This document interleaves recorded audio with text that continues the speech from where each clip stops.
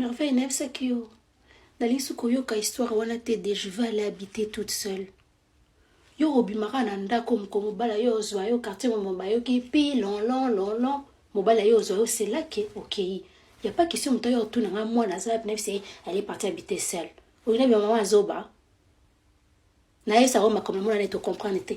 Mwana mwasi yo akenda ko vanda ye moko treto mbali bo sakanela ye. Oyoki, wala changu na mtu na oda na ebisio. Et puis, n'a pas ça le remarque. Mkolana na kuta ki nazonga na butu na butu ola ilikola kiti. Ba bazaki na kati nda ko bana baninga. Moi si alala ga liboso ba tuté. Moi si alala na salon te. So me kinze bima ki olingo tuna nani. O nyola bio sara na pongi a master no to nyola muka ba no so ba talo ka bonyo ko sela nani.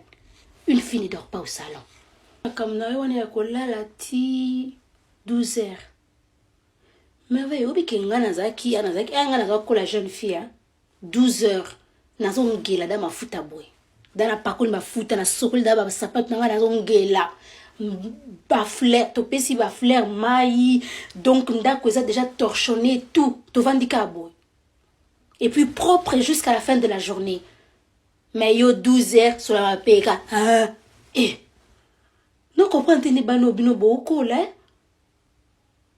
bon la mso mona mai bo sopelo mai boy vous avez la chance non le vous avez la chance on est na ko banga ta assistance sociale ango assistance sociale mutabwa kela ki ngunda